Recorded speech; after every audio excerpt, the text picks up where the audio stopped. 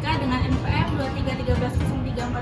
2313034035. Saya Clea Restaruela dengan nomor NPM 2313034004. Saya Ita Nuraini dengan NPM 2313034044. Saya Faya dari Dita Agara dengan NPM 2353034001. Saya Tirta Ananda Kurnia dengan NPM 2313034038. Saya Rizky Bukti dengan NPM 2313034005.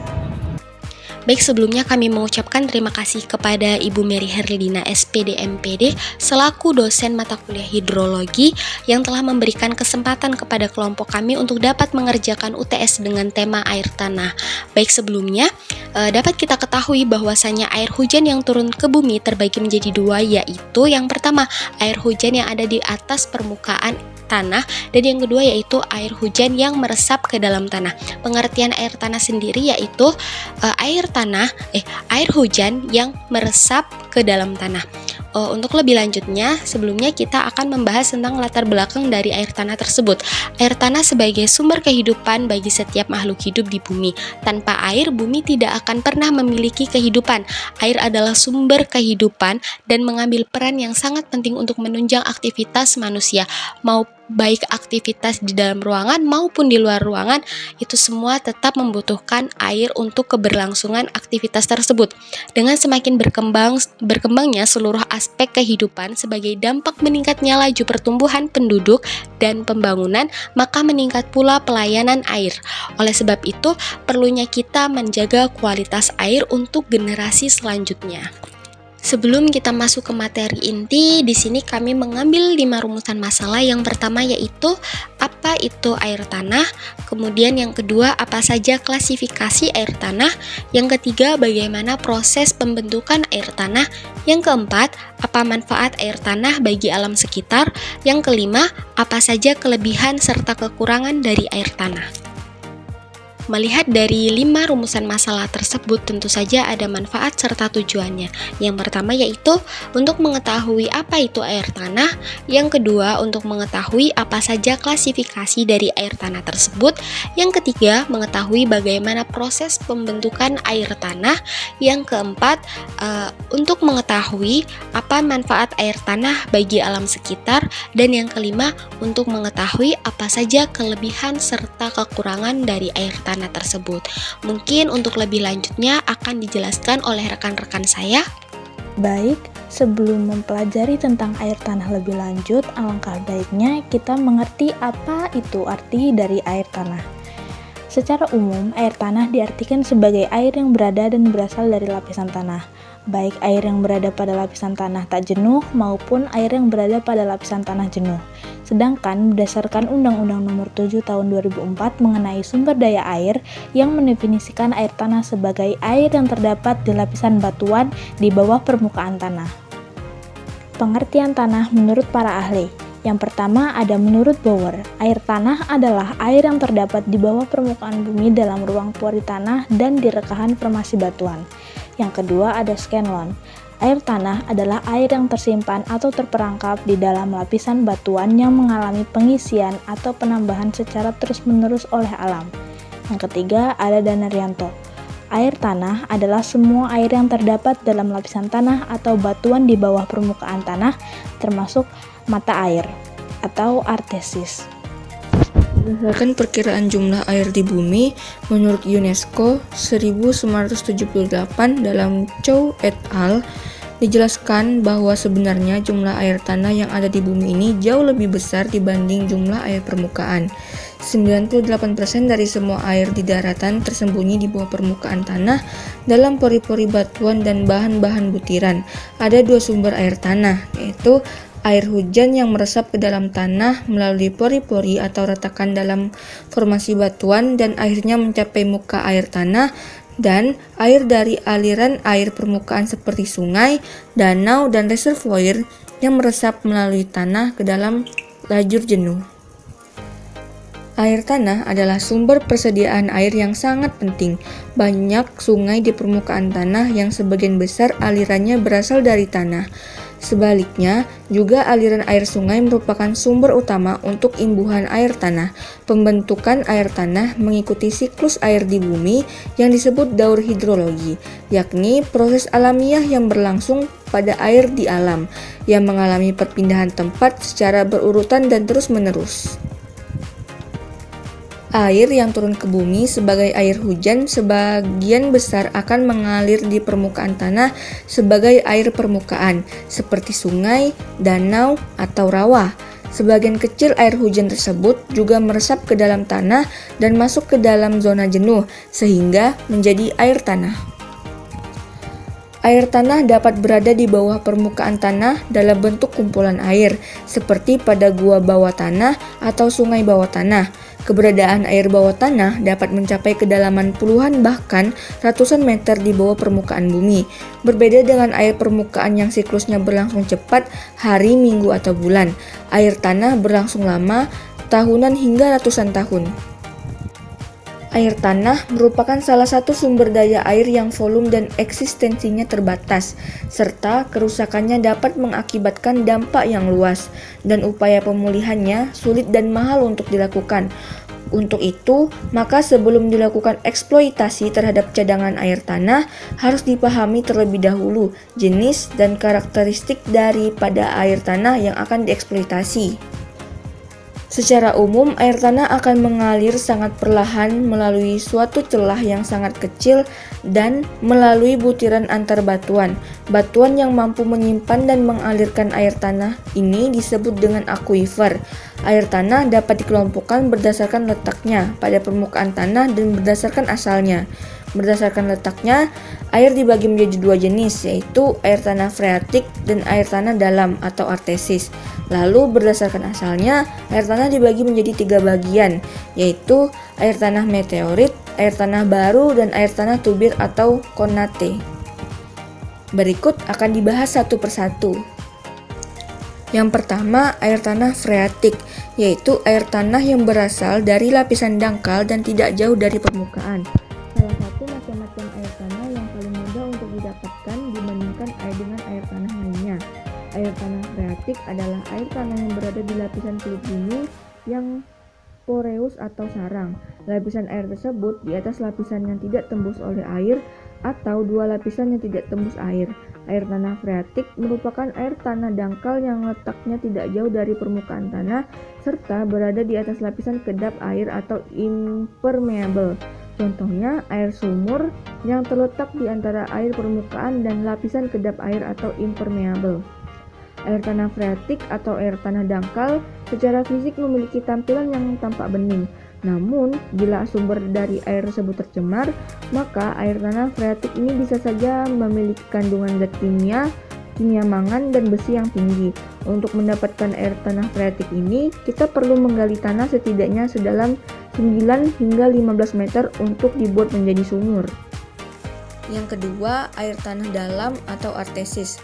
Air ini merupakan air tanah dalam yang terletak di antara lapisan akuifer dengan lapisan batuan kedap air atau akuifer terkekang.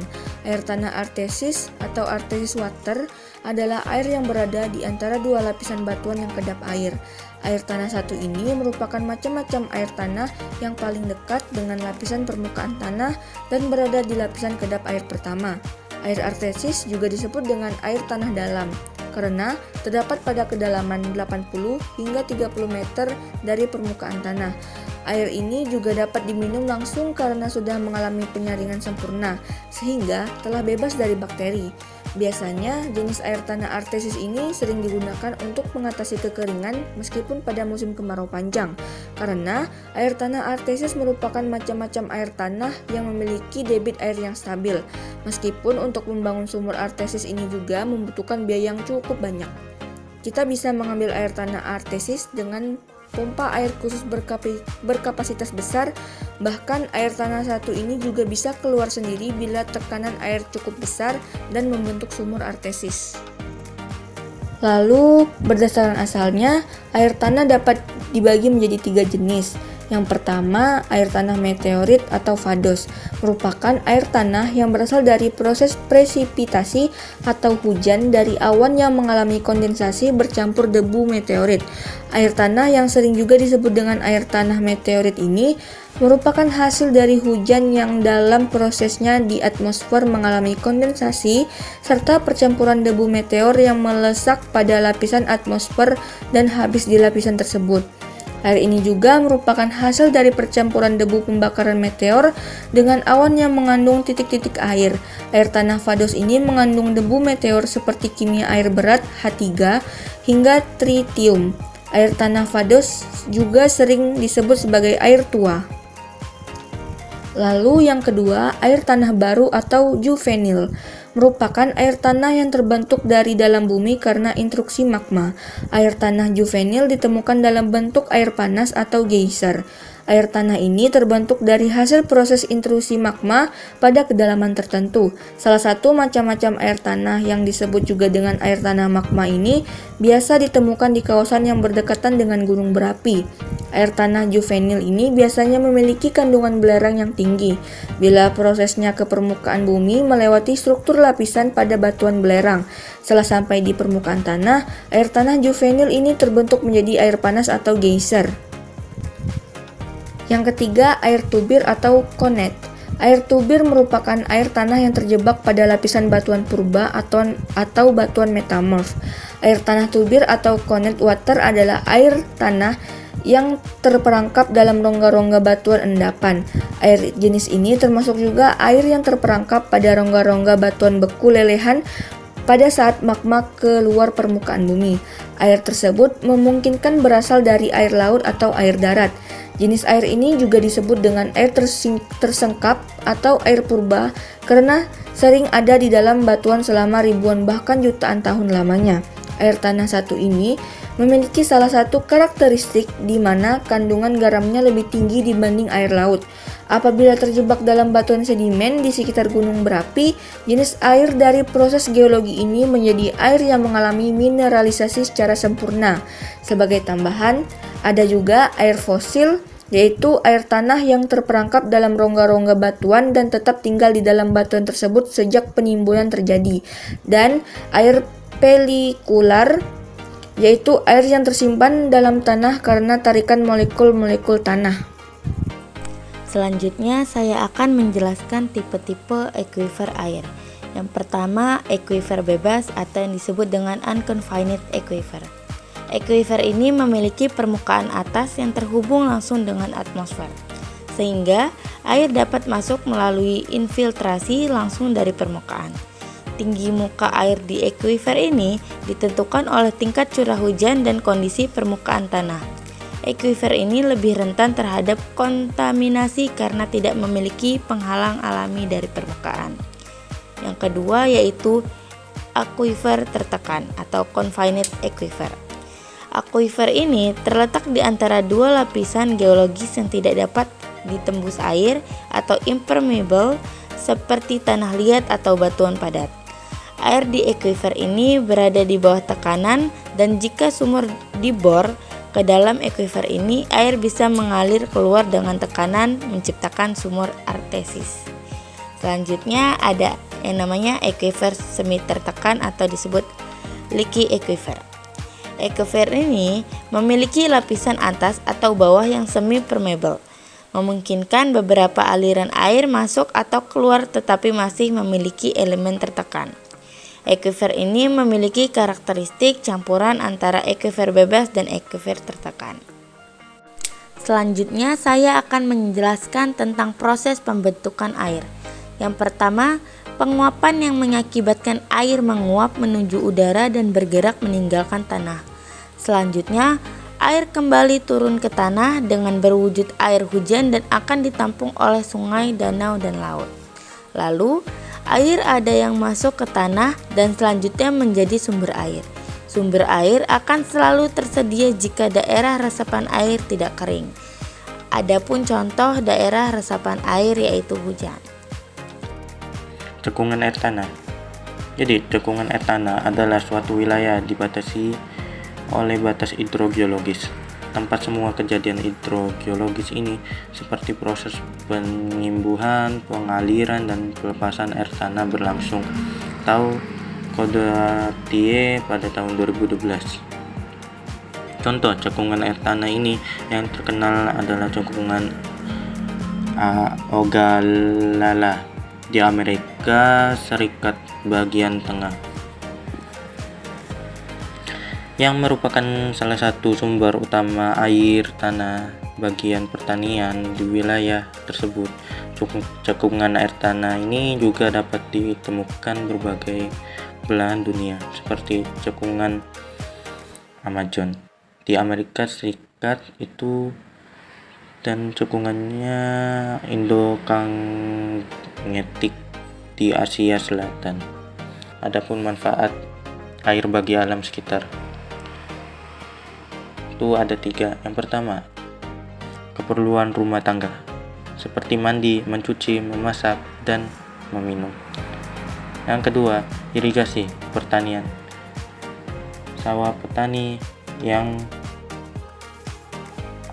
sah dari sumber air seperti sungai umumnya akan membuat sumur bor untuk mencukupi kebutuhan air tanaman pertanian.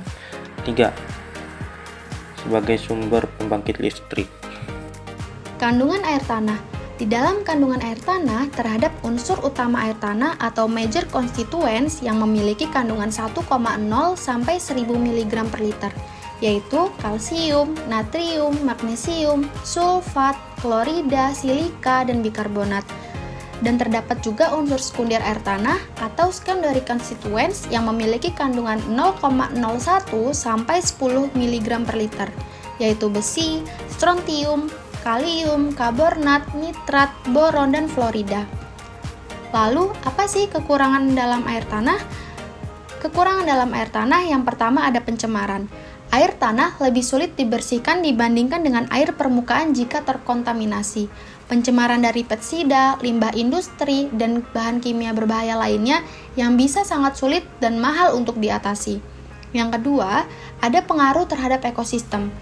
Penurunan muka air tanah juga dapat berpengaruh negatif terhadap ekosistem yang bergantung pada sumber air tanah, termasuk mengurangi aliran ke badan air permukaan seperti sungai dan danau, yang bisa mempengaruhi kehidupan akuatik. Dapat disimpulkan adalah air tanah diartikan sebagai air yang berada dan berasal dari lapisan tanah, baik air yang berada pada lapisan tanah tak jenuh maupun air yang berada pada lapisan tanah jenuh. Air tanah berasal dari air hujan yang meresap ke dalam tanah dan kemudian terkumpul pada lapisan yang tidak dapat ditembus oleh air. Sekian presentasi dari kelompok 3, semoga dapat bermanfaat. Kami akhiri. Wassalamualaikum warahmatullahi wabarakatuh.